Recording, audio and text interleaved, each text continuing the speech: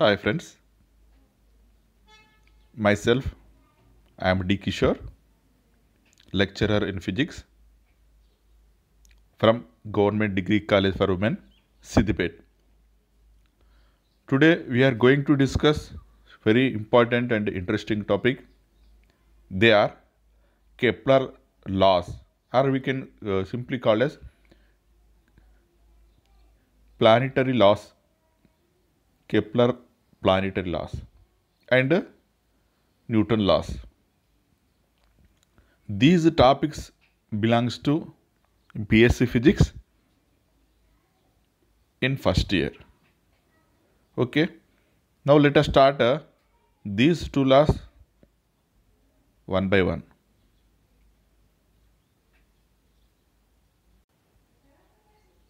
First, Kepler laws of planetary motion. మొదటిగా ఈ Kepler అనే శాస్త్రవేత్త గ్రహగతుల సంబంధించినటువంటి 3 నియమాలను తెలపడం జరిగింది.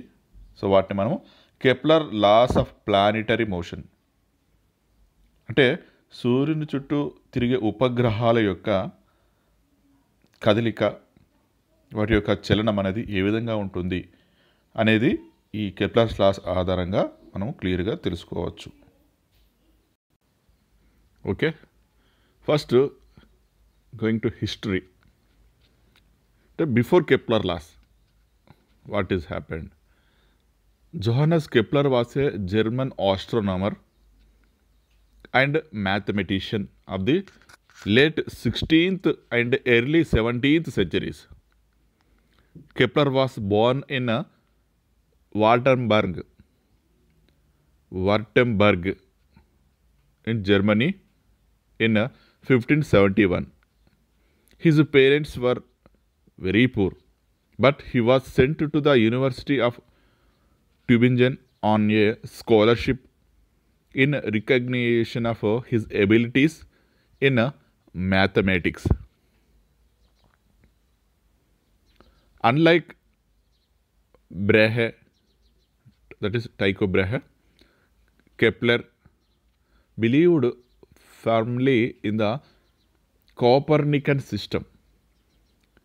In retrospect, the reason that the orbit of Mars was particularly difficult was that Copernicus had correctly placed the Sun at the center of the solar system, but had erred in assuming the orbits of the planets to be circles. Thus, in the Copernican theory, epicycles were still required to explain the details of planetary motion. Next, astronomy. Kepler laws will give a description of the motion of planets around the sun. So మెయిన్గా ఈ Kepler laws అనేటివి దేని గురించి చెప్తాయంటే description of the motion of planets around the sun. అంటే సూర్యుని చుట్టూ పరిభ్రమించేటువంటి గ్రహాలు, ప్లానెట్స్ ఉంటాయి కదా, వాటికి సంబంధించినటువంటి విషయాల గురించి మెయిన్గా ఈ కెప్లర్ లాస్ అనేటువంటి తెలపడం జరుగుతుంది. Kepler laws: the orbit of every planet in an ellipse with the sun at one of the two foci. యాక్చువల్గా ఇక్కడ మనం ఏం చేసామంటే ఫస్ట్ అంటే బ్రీఫ్లీ ఎక్స్ప్లెనేషన్కి ముందు first what is Kepler laws మనకు తెలుసుగా. కెప్లర్ యొక్క 3 లాస్, ఇది 1, ఇది 2, ఇది 3. కెప్లర్కు 3 లాస్ ఉంటాయి. అంటే అతను చెప్పినటువంటి విషయాలు 3 లాస్ కింద తీసుకుంటాం. సో అవేందో ఫస్ట్ చూడండి. ఫస్ట్ లా ఏంటిదంటే మళ్ళీ తర్వాత మనం బ్రీఫ్గా చూద్దాం. ఫస్ట్ లా వచ్చేసి the orbit of every planet is an ellipse with the sun at one of the two foci. జనరల్గా సూర్యుని చుట్టూ పరిభ్రమించేటువంటి గ్రహాల యొక్క ఆర్బిట్ ఆకారం అనేది దీర్ఘవృత్తాకార కక్షలో ఉంటుంది. That is in the shape of ellipse. And the sun at one of the two foci. యాక్చువల్గా తెలవాల్సింది ఏంటంటే దీర్ఘవృత్తానికి, అంటే ఇది దీర్ఘవృత్తం అనుకున్నట్లయితే దీనికి రెండు ఫోసి అంటే నాభిగా తీసుకుంటారు. టూ ఫోసిగా ఉంటాయి, రెండు ఫోసిలు ఉంటాయి. కాబట్టి ఏదో ఒక ఫోసి వద్ద మనకు ఈ సూర్యుడు ఉంటాడు. సో అది కెప్లర్ యొక్క మొదటి నియమం యొక్క వివరణ. నెక్స్ట్ సెకండ్గా వచ్చినట్లయితే the radius vector of a planet sweeps over equal areas in equal intervals of time. అంటే జనరల్గా radius vector of a planet అంటే గ్రహానికి సంబంధించినటువంటి సదిశ త్రిజ్య సమాన కాల వ్యవధిలో సమాన వైశాల్యాలను చేస్తుంది. సో ఇది కెప్లర్ యొక్క సెకండ్ లా. అండ్ థర్డ్ వచ్చినట్లయితే the square of the orbital period of a planet, that is square of a orbit period, T అనుకున్నట్లయితే దానికి టీ స్క్వేర్ అనేది planet is directly proportional to the cube of its semi major axis of orbit, that is T square proportional A cube. Okay, ఇక్కడ మనకు major axis ఏ అంటాం, minor axis B అంటాం. అంటే ఈ major and minus రెండు axis ఉంటాయి మనకు ఈ ఎలిప్స్కు. సో అందులో ఈ వాట్ ఈస్ క్యాపిటల్ అంటే దట్ ఆర్బిటల్ పీరియడ్, అంటే ఒక ప్లేస్ నుంచి ఒక ప్లానెట్ మళ్ళీ అదే ప్లేస్కు రావడానికి పట్టే టైంని మనం క్యాపిటల్ టీ తీసుకుంటాం. అంటే ఒక కంప్లీట్ రొటేషన్కి పట్టే time capital T. That square of the time period అనేది is directly proportional to the cube of its semi major axis of the its orbit. Okay, these are the 3 Kepler laws. Okay, now we are going to discuss one by one about this Kepler laws. So actually we can derivation from Newton laws. And Isaac Newton solidified Kepler laws by showing that they were a natural consequence of his universal square law of gravity with the limits set in the previous paragraph. Further, Newton extended Kepler's law in a number of important ways, such as allowing the calculation of orbits around other celestial bodies. So జనరల్గా ఈ Kepler loss అనేటువంటి ఏ విధంగా derivation అంటే Newton లాస్ను base చేసుకొని ఆ concept ద్వారానే మనము ఈ డెరివేషన్ అనేది చేయడం జరిగింది. The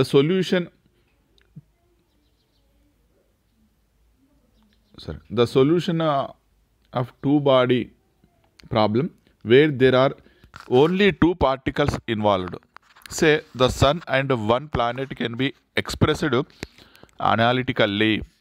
These solutions include the elliptical Kepler orbits, but motions along other conic sections, that is parabolas, hyperbolas and straight lines, also satisfy Newton's differential equations. Okay, the solution deviate from Kepler laws in that, see here, the focus of the conic section is at the center of mass of the two bodies rather than at the center of the sun itself. The period of the orbit depends a little on the mass of the planet. Next, okay, so now we will discuss one by one about the Kepler laws. So first one is Kepler first law. So as early we are discussed ఇంతకుముందు మనం చెప్పుకున్నట్టుగా the orbit of every planet is an ellipse with the sun at one of the two foci. జనరల్గా సూర్యుని చుట్టూ పరిభ్రమించేటువంటి ఈ planets, ఇది మన diagram ఇవన్నీ ప్లానెట్స్గా తీసుకున్నట్లయితే ఇవన్నీ ప్లానెట్స్ మనకు. సో ఈ ప్లానెట్స్ యొక్క ఏమంటారు ఆర్బిట్, దాని యొక్క దిశ అనేది ఎలా ఉంటుందంటే వాటి యొక్క దిశ వచ్చేసి ఎలిప్స్గా ఉంటుంది, దీర్ఘవృత్తాకార కక్షలో ఉంటుంది. అంటే దీర్ఘవృత్తాకార కక్షలో ఈ విధంగా చూపించాం. అండ్ ఈ దీర్ఘవృత్తానికి జనరల్గా రెండు ఫోసిల్గా తీసుకుంటారు, రెండు నాభిలుగా ఉంటాయి. అందులో ఏదో ఒక నాభి వద్ద సూర్యుడు ఉంటాడు, that is the sun at one of the two foci. Okay, దీర్ఘవృత్తానికి ఉన్నటువంటి రెండు నాభిలలో ఏదో ఒక నాభి వద్ద సూర్యుడు ఉంటాడు. సో ఇది కెప్లర్ యొక్క మొదటి నియమంగా తీసుకోవడం జరుగుతుంది. నెక్స్ట్ ఇక్కడ మనకు తెలవాల్సింది ఏంటంటే ellipse. What is ellipse? See, and ellipse is a particular class of mathematical shapes that resemble a stretched out circle. Ellipses have two focal points.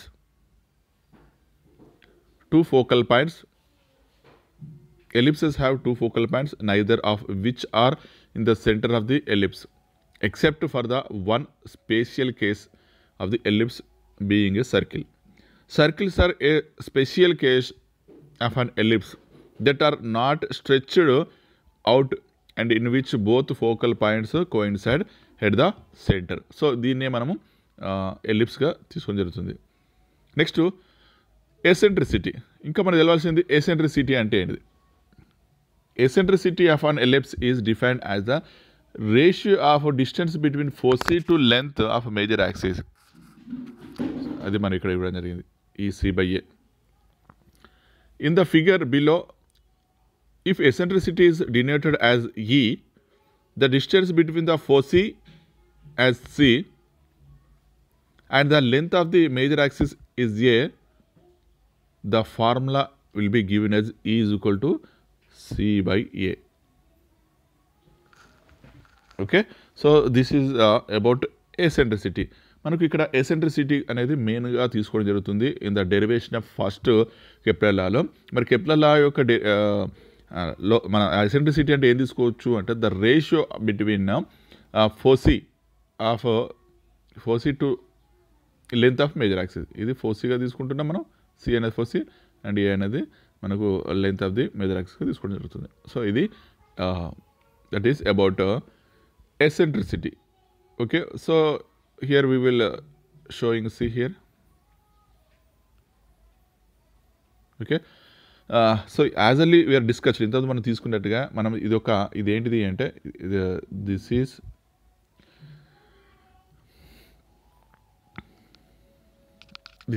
An ellipse. So ఇది మనం ఒక దీర్ఘవృత్తంగా తీసుకోవడం జరుగుతుంది. దీర్ఘవృత్తానికి రెండు ఉంటాయి. ఒకటి ఇంకో చూడండి, ఇక్కడ ఇది మేజర్ యాక్సిస్ ఉంటుంది, అంటే ఇది మేజర్ యాక్సిస్ అండ్ ఇది మైనర్ యాక్సిస్, అంటే రెండు ఉన్నాయి. మనకు క్లియర్గా చూపించడం జరిగింది. మనకు major axis and minor axis అనేది ఉండడం జరుగుతుంది. నెక్స్ట్ చూడండి ఇక్కడ, next the distance between foci. ఇక్కడ చూడండి, ద డిస్టెన్స్ లెంత్ ఆఫ్, ఇది మైనర్ యాక్సిస్గా తీసుకుంటాం. ఇక చూడండి ఇక్కడ మనకు గీ లెంత్ మనం బి అంటున్నాం అండ్ గీ లెంత్ ఇక్కడ చూడండి, అంటే the length of the major axis అనేది మనం ఇక్కడ ఏగా తీసుకున్నాం. Okay, the length of the minor axis వచ్చేసి బిగా తీసుకున్నాం అండ్ డిస్టెన్స్ బిట్వీన్ ఫోసీ వచ్చేసి మనకు ఇక్కడ ఫోకస్ నుంచి జనరల్గా ఇక్కడ ఒక ఉండొచ్చు, ఇక్కడ ఫోకస్ మీన్స్ ఫోసీ. మనం ఇంతకుముందు చెప్పుకున్నట్టుగా దీర్ఘవృత్తానికి రెండు నాభులు ఉంటాయని చెప్పేసి మనకు తెలుసు కదా. రెండు నాభులలో అంటే ఇదొక ఫోసీ తీసుకున్నాం, that is focus points. And మనకి ఇంత మరోసారి చెప్పినట్టుగా ఇది మైనర్ యాక్సిస్ అండ్ ఇది వచ్చేసి ఇది major axis. So major axis minor axis అన్నాం అండ్ బి అనేది length of the minor axis and major axis వచ్చేసి మనకు లెంత్ ఆఫ్ ది ఇది ఇక్కడి నుంచి ఇక్కడికి ఇదంతా కూడా లెంత్ ఆఫ్ ది మేజర్ యాక్సిస్గా తీసుకుంటున్నాం. ఓకే, నెక్స్ట్ ఇక్కడ చూడండి, జనరల్గా ఇది సన్ మనకు తెలుసు, ఇది ప్లానెట్ అండ్ ఫోకస్ అనుకున్నట్లయితే ఈ విధంగా సన్ చుట్టూ ప్లానెట్ అనేది ఏదండి ఈ మోషన్ చూడండి ఈ విధంగా మనకు రొటేట్ అవుతూ ఉంటుంది. అది in the path of ellipse. So అది మనకు ఎలిప్స్ షేప్లో ఆ ఆర్బిట్లో మనకు రొటేట్ అవుతూ ఉంటుంది. అండ్ సన్ అనేది మరి ఇక్కడైనా సరే ఇక్కడ మనకు రెండు ఫోర్సెస్ ఉంటాయి, అంటే దాన్ని రెండు ఫోకస్ పాయింట్స్గా తీసుకుంటాం. ఈ రెండు ఫోకస్ పాయింట్లలో సన్ అనేది ఎక్కడైనా సరే అదే ఒక ప్లేస్లో ఉంటుంది. ఓకే, అండ్ ఇది ప్లానెట్ అండ్ దాని యొక్క ఈ ప్లానెట్ యొక్క ఆర్బిట్ వచ్చేసి మనకు ఎలిప్స్గా తీసుకోవడం జరుగుతుంది. ఓకే, సో అది మనకు డయాగ్రామ్లో క్లియర్గా చూపించడం జరిగింది. ఇంకా చూసినట్లయితే Kepler's first law illustrated in the image shown above, ఇంతకుముందు చూపించినటువంటి ఇమేజ్లో the sun is not at the centre of the ellipse. జనరల్గా సన్ అనేవాడు సెంటర్లో ఉంటాడు. మనం ఇంతకుముందు ఏమంటున్నాం, ఎలిప్స్కు 2 ఫోసీ ఉంటాయి, ఆ 2 ఫోసీలో ఏదో ఒక ఫోసీ వద్ద మాత్రమే సన్ ఉంటాడు. But is instead of at one focus, that is generally there is nothing at the other focus of the ellipse. The planet then follows the ellipse in its orbit, which means that the earth sun distance constantly changing as the planet goes around its orbit. For purpose of illustration, we have shown the orbit as rather eccentric. Remember that the actual orbits are much less eccentric than this. Okay. Therefore, see here, Therefore, when C is nearly to A, okay, C is a foci and A, we know that A and B, we know that that is ellipse appears flattened. When C is smaller than A, ellipse rounded. When C is 0, the ellipse becomes a circle. ఇంత మనం తీసుకున్నది కదా ఆ దీర్ఘవృత్తంలో ఉన్నటువంటి మనకు ఈ major axis యొక్క లెంత్ను ఏగా తీసుకున్నాం. అండ్ సి అంటే తెలిసి మన ఫోకస్ ప్లస్ రెండు ఉంటాయి. ఇవి రెండు కూడా జనరల్గా చూడండి, ఒకవేళ ఇవి రెండు కూడా నియర్లీ ఈక్వల్గా అయితే అప్పుడు ఈ ఎలిప్స్ అనేది ఎలా కనబడుతుందంటే మనకు ఫ్లాట్గా కనబడుతుందట. అండ్ సపోజ్ సి అనేది ఏ కంటే చిన్నగా ఉంటే రౌండ్గా కనబడుతుంది, అంటే ఆర్బిట్ అనేది. అండ్ సి అనేది 0 అయితే అప్పుడు ఎలిప్స్ అనేది బికమ్ సర్కిల్గా కనబడడం జరుగుతుంది. సో ఈ విధంగా చెప్పడం జరుగుతుంది. Moreover the distance between the foci C, the major axis A and the minor axis B can be solved using the Pythagoras theorem. Okay, ఇది కూడా మనకు ఇంపార్టెంట్. జనరల్గా C² = A² - B² తీసుకుంటున్నాం. అండ్ C అంటే తెలుసు, that is the focus points, మనకు దాన్ని foci అంటున్నాం. A అంటే length of the major axis and B అంటే length of the minor axis. So we can relate this 3 terms by using of Pythagorean theorem. That is C² = A² - B² తీసుకోవడం జరుగుతుంది. And coming to second law, C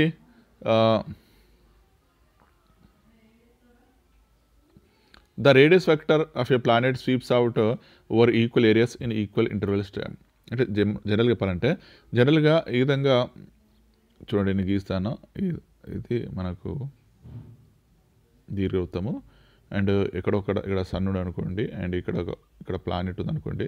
ఈ విధంగా నేను గీస్తున్నాను. అంటే ఇక్కడ చూడండి, the radius vector of a planet అంటే ఈ విధంగా సూర్యుడు అండ్ ఇక్కడ మనకు సన్ ఉన్నాడు, ఇక్కడ ప్లానెట్ ఉన్నాడు. ఈ సన్కు ప్లానెట్ మధ్య గీసినటువంటి ఇది రేడియల్ వెక్టర్ అన్నట్టు, ఇది రేడియస్ వెక్టర్ తీసుకుంటారు. అంటే సూర్యునికి గ్రహానికి గీయబడినటువంటి రేడియస్ వెక్టర్, దాన్ని సదిశ త్రిజ్య అనేది సమాన కాల వ్యవధులలో సమాన వైశాల్యాన్ని చేస్తుంది అనేదే మనకు కెప్లర్ యొక్క సెకండ్ లాగా తీసుకోవచ్చు. మరోసారి చూడండి, సూర్యుని సన్ అండ్ ప్లానెట్ అంటే సూర్యునికి మరియు గ్రహానికి మధ్య గీయబడినటువంటి వెక్టర్, దాన్ని మనం రేడియస్ వెక్టర్ అంటున్నాం. సదిశ త్రిజ్య అనేది సమాన కాల వ్యవధులలో సమాన వైశాల్యాలను చేస్తుంది. సో దీన్ని మనం కెప్లర్ సెకండ్ లాగా తీసుకుంటాం. Radius vector is an imaginary line connecting the sun and the planet. So అది ఒక ఇమాజినరీ లైన్గా తీసుకుంటాం. దేనికి ఉంటుంది అంటే దట్ ఈస్ సన్కు ప్లానెట్కి మధ్య గీయమైనటువంటి ఒక ఇమాజినరీ లైనే మనకు రేడియస్ వెక్టర్గా తీసుకోవడం జరుగుతుంది. సి హియర్, సో జనరల్గా పరిహేలియన్ అపహేలియన్ అని చెప్పేసి రెండు ఏర్పడుతుంది. ఎప్పుడు నేను చెప్తాను, that is equal areas in equal times. Okay, so మరి పరిహేలియన్ అంటే ఏంది, అపహేలియన్ ఏందో సో ఇక్కడ నేను మళ్ళీ చూపిస్తాను. చూడండి ఇక్కడ, సో ఇక్కడ మనకు క్లియర్ అని చెప్పడం జరిగింది. Discussion about perihelion and aphelion. Kepler second law is illustrated in the preceding figure. The line joining the sun and planet sweeps out equal areas in equal times. So the planet moves faster when it is near the sun. Thus, a planet executes elliptical motion with constantly changing angular speed as it moves about its orbit. The point of nearest approach of the planet to the sun is termed as perihelion. అంటే సూర్యునికి ఎప్పుడైతే మనకు planet అని దగ్గరగా వస్తుందో అప్పుడు ఆ పాయింట్ని మనం పరిహేలియన్ అంటారు. The point of nearest approach of the planet to the sun is termed as పరిహేలియన్.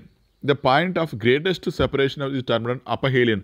అంటే సూర్యునికి గ్రహానికి ఎక్కువ ఏదైతే డిస్టెన్స్ ఉంటుందో ఆ డిస్టెన్స్ ఉన్నటువంటి పాయింట్ను అపహేలియన్ అంటారు. The point of greatest separation is termed as అపహేలియన్.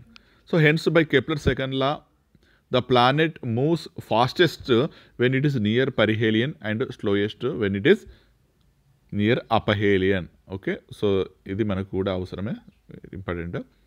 And next coming to Kepler's second law is equivalent to the fact that the force perpendicular to the radius vector is 0. The aerial vector is proportional to angular momentum, and so for the same reasons Kepler's second law is also in effect a statement of the conservation of angular momentum. So అది Kepler second లాను మనం ఈ విధంగా కూడా తీసుకోవచ్చు. ఇది conservation of angular momentum. Okay, when are we closest to the sun. Okay, చూడండి ఇక్కడ జనరల్గా about January 4th by about 1.5% not enough to make the sun look different. Okay, అంటే ఆ రోజు మనము సూర్యునికి దగ్గరగా ఉంటాము అన్నట్టు దాని మీనింగ్. So coming to next important, that is Kepler's third లాకి వెళ్ళినట్లయితే the square of the orbital period of a planet is directly proportional to the cube of the semi major axis of its orbit. So ఇంతకుముందు మనం చెప్పుకున్నప్పుడు T square proportional to A cube అనేది మనకు ఇది. Tea అంటే మనం ఇంతకుముందు మనం తీసుకున్నాం కదా, what is T? That is the time period, that is orbital period అని కూడా నచ్చు. Orbital period of a planet అంటే ఎక్కడైతే మనకు సన్ ఉంటుందో మళ్ళీ అదే ప్లేస్కు మళ్ళీ ఒక రొటేషన్ చేసుకొని మళ్ళీ అదే ప్లేస్కి వస్తే అప్పుడు దాన్ని మనం ఆర్బిటల్ టైం పీరియడ్ తీసుకుంటాం. So that is square of the orbital period. So that is directly proportional to the cube of its semi major axis. So this is Kepler's third law. And ఈ Kepler third లాని మనము harmonic లా అని కూడా పిలవడం జరుగుతుంది. Harmonic law. This third law is used to be known as harmonic law because Kepler enunciated it in a laborious attempt to determine what he viewed as the music of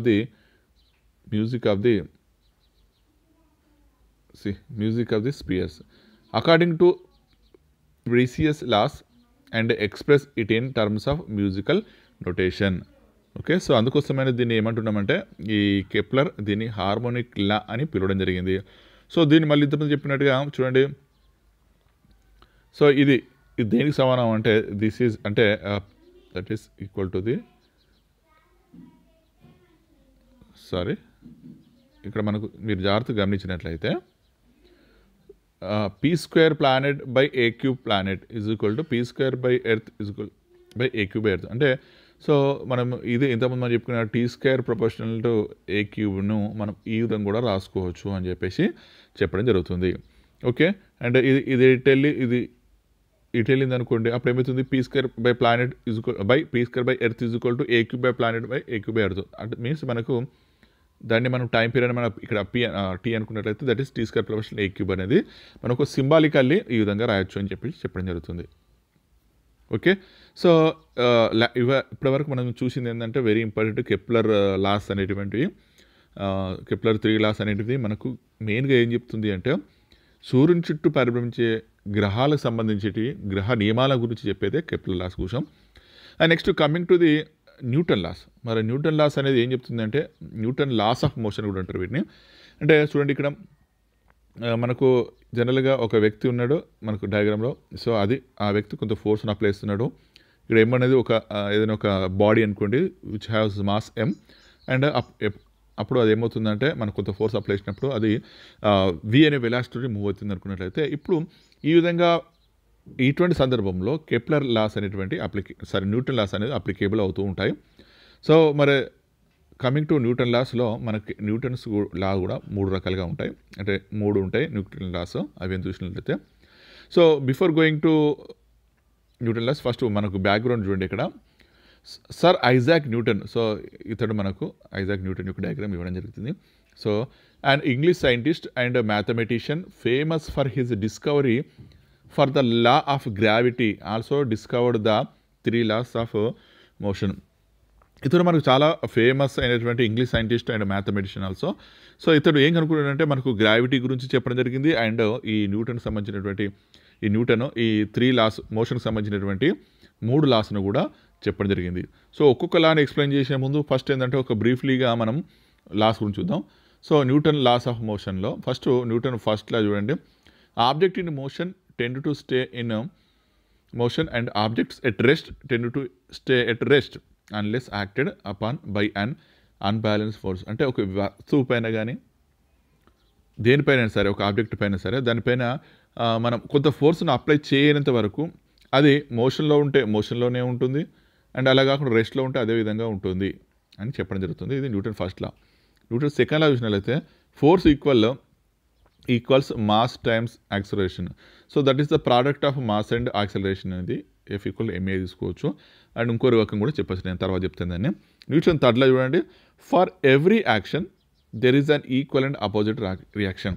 అంటే ప్రతి చర్యకు దానికి సమానమైన వ్యతిరేకమైన ప్రతిచర్య ఉంటుంది అనేది న్యూటన్ యొక్క 3వ నియమంగా చెప్పుకోబడుతుంది. ఓకే, ఇప్పుడు ఒక్కొక్క లా గురించి మళ్ళీ బ్రీఫ్గా చూద్దాం. ఫస్ట్ న్యూటన్స్ ఫస్ట్ లా చూసినట్లయితే, an object at rest tends to stay at rest and an object in motion tends to stay in motion unless acted upon by an unbalanced force. ఇంతకుముందు మనం చెప్పుకున్నట్టుగా ఒక వస్తువు పైన లేదా ఒక ఆబ్జెక్ట్ పైన దేనిపైన సరే మనము కొంత ఫోర్స్ను అప్లై చేయనంత వరకు అది ఒకవేళ రెస్ట్లో ఉంటే రెస్ట్లోనే ఉంటుంది, మోషన్లో ఉంటే మోషన్లోనే ఉంటుంది అనేదే న్యూటన్ ఫస్ట్ లాను తెలుపుతుంది.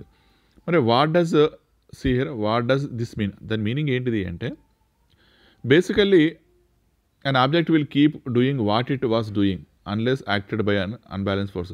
అంటే ఒక వస్తువు అనేది, ఒక ఆబ్జెక్ట్ అనేది అది ఎలా ఉండాలో అలాగే ఉంటుంది. సపోజ్ మోషన్ ఉండేది మోషన్లో ఉంటుంది, keep doing what it was doing, అది ఏం చేయాలో చేస్తూనే ఉంటుంది. ఎప్పటి వరకు? Unless acted on by an unbalance force, దానిపైన అన్బ్యాలెన్స్ ఫోర్స్ అనేది పనిచేయనంత వరకు. If the object was sitting still it will remain stationary. If it was moving at a constant velocity, it will keep moving. ఒకవేళ constant ఉంటే కాన్స్టాంట్గానే ఉంటుంది, stationery that means మూవింగ్లో ఉంటే మూవింగ్లోనే ఉంటుంది. It takes force to change the motion of an object. Okay, ఎప్పుడైతే force అనేది apply చేసినామో అప్పుడు దాని యొక్క మోషన్ కానీ ప్లేస్ కానీ చేంజ్ అవ్వడం జరుగుతుంది. What is meant by unbalance force? మరి ఏంటిది ఫోర్స్ అని చూసినట్లయితే, so the force on the book are all balanced. See here, the table pushes upward on the book and gravity pulls downward on the book. Okay, ఇక్కడ మనకు book ఉన్నది, physics అనే book చూస్తున్నాం. ఇక దీనిపైన 2 రకాల ఫోర్స్ ఉన్నది, ఇటొక ఫోర్స్ ఇటొక ఫోర్స్. పై force ఏంటిది, కింది ఫోర్స్ ఏంటంటే, టేబుల్ అనేది పై వైపు ఈ బుక్ని పుష్ చేయడానికి ప్రయత్నిస్తుంటే కింది వైపు గ్రావిటీ అనేది పుష్ చేయడానికి ప్రయత్నిస్తుంది. So if the forces on object are equal and opposite, they are said to be balanced. ఇప్పుడు ఇవి 2 బ్యాలెన్స్గా ఉన్నాయి. And the object experience no change in the motion if they are not equal and opposite, then the forces are unbalanced and the motion of the object changes. అంటే ఈ example ఏంటంటే, ఇది balanced ఫోర్స్గా తీసుకుంటాం, ఇక్కడ ఇది బ్యాలెన్స్డ్ ఫోర్స్. అంటే పై దశలో కింది దిశలో ఒకే రకమైన ఫోర్స్ పనిచేస్తుంది కాబట్టి ఇది స్టేబుల్గా ఉంది. అలా కాకుండా ఏదైనా ఒకటే డైరెక్షన్ ఉంటే అది ఏదో ఒక డైరెక్షన్లో ఫోర్స్ ఉంటే అది అన్బ్యాలెన్స్ ఫోర్స్గా తీసుకోవడం జరుగుతుంది. Some examples from real life చూడండి. A soccer ball is sitting at rest, it takes an unbalanced force a kick to change its motion. జనరల్గా ఇది రెస్ట్లో ఉంటుంది. ఎప్పుడైతే దీన్ని ఒక కిక్ అంటే ఒకసారి మన కాలుతో తండడం వల్ల అయిపోతుంది, దాని యొక్క మోషన్ అనేది చేంజ్ కూడా జరుగుతుంది.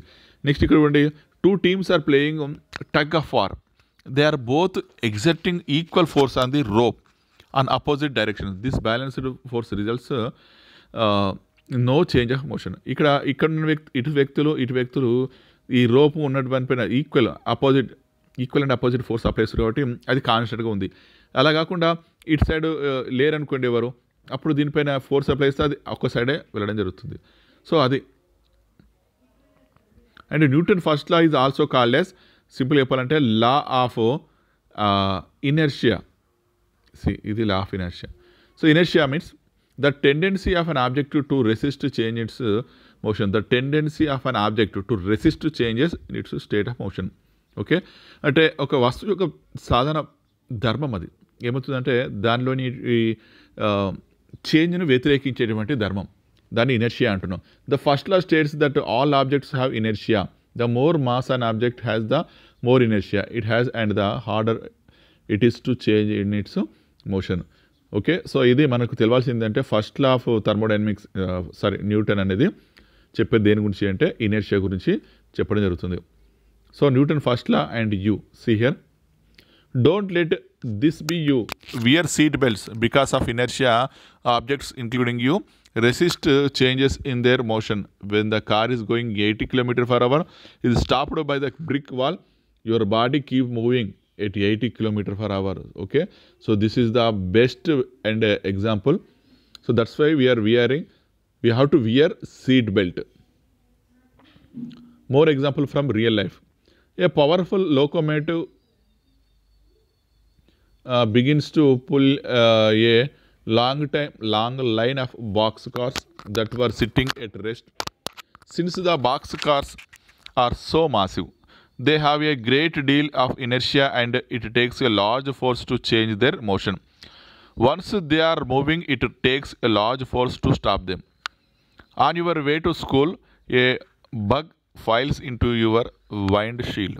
Since the bug is so small, it has very little inertia and exerts a very small force on your car. So small that you don't even feel it. Okay? And if objects in motion tends to stay in motion, why don't moving objects keep moving forever? Things don't keep moving forever because there's almost always an unbalanced force acting upon it. A book is sliding across a table slows down and stops because of the force of friction. If you throw a ball upwards, it will eventually slow down and fall because of the force of gravity. See, next, in outer space, away from gravity and any sources of friction, a rocket ship launched with a certain speed and direction would keep going in that same direction and at the same speed forever. Okay, so coming to Newton's second law of motion. So force equals to mass times acceleration. Simply put, the product of mass and acceleration is called as that is equal to force. This is called as Newton's second law of motion. F is equal to PA M రాసుకోవచ్చు, then F equal to జనరల్గా so దీన్ని ఇంకేం రాసుకోవచ్చు అంటే మనకు F equal to dp by dt కూడా రాసుకోవచ్చు. That is rate of change of momentum. Okay, అది కూడా మనం రాసుకోవచ్చు. ఇది కూడా మనకు న్యూటన్ సెకండ్ లా కూడా తీసుకుంటాం. అండ్ చూడండి ఇక్కడ యాక్సిలరేషన్ అంటే a measurement of how quickly an object is changing speed.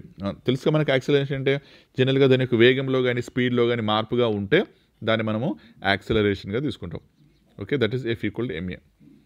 So ఇది Newton second law. And what does F equal to ma mean? Force is జనరల్గా దీని మీనింగ్ ఏంది చూసినట్లయితే, force is directly proportional to mass and acceleration. Imagine a ball of certain mass moving at a certain acceleration. This ball has a certain force. Now imagine we make the ball twice as big, that is double the mass, but keep the acceleration constant. F equal to ma says that this new ball has twice the force of the old ball. Now imagine the original ball moving at twice the original acceleration. F equal to ma says that the ball will again have twice the force of the ball at the original acceleration. Again, what does F equal to ma say? F equal to ma is basically means that the force of an object comes from its mass and its acceleration. అంటే ఒక వస్తువు పైన ఎంత force అనేది దేనిపైన depend అయి ఉంటుంది అంటే దాని యొక్క యాక్సిలరేషన్ అండ్ మాస్ పైన డిపెండ్ అయి ఉంటుంది అని దాని meaning. Something very massive, that is high mass, starts changing speed very slowly, low acceleration, like a glacier can still have a great force. Something very small, that is low mass, anta మనం ఇక్కడ చూసుకున్నట్లయితే a bullet, that's a changing speed very quickly, high acceleration like a bullet, can still have a great force. Something very small changing speed very slowly will have a very weak force. And coming to very important, that is Newton's third law చూసినట్లయితే మనకు అందరూ తెలుసు, that is for every action there is an equal and opposite reaction. అంటే ప్రతి చర్యకు దానికి సమానమైన వ్యతిరేకమైన ప్రతిచర్య అనేది ఉంటుంది అని తెలిపేదే Newton third law of motion. What does this mean? See here, for every force acting on an object, there is an equal force acting in the opposite direction. Right now, gravity is pulling you down in your seat, but Newton's third law says your seat is pushing up against you with equal force. This is why you are not moving. There is a balanced force acting on you, gravity pulling down, your seat pushing up. Think about it. See, what happens if you are standing on a skateboard at a slippery floor and push against a wall? You slide in the opposite direction away from the wall because you pushed on the wall, but the wall pushed back on you with equal and opposite force. Why does it hurt so much when you stub your toy?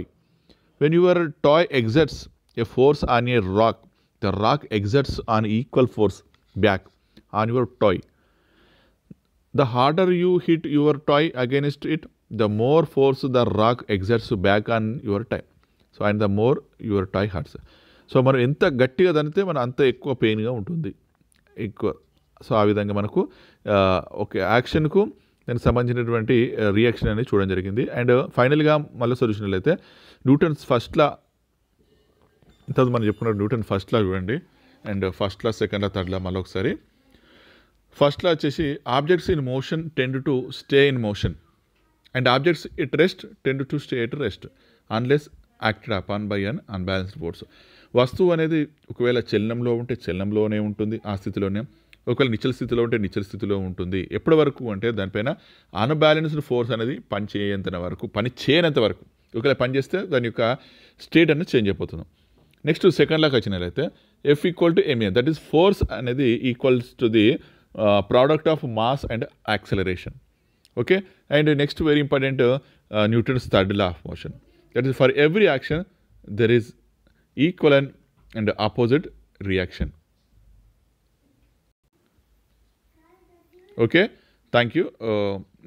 So ఈరోజు మనము very important అయినటువంటి Kepler యొక్క 3 నియమాలు and Newton సంబంధించినటువంటి 3 నియమాల గురించి discuss చేయడం జరిగింది. Thank you one and all. So department of physics, government degree college for women, Siddipet.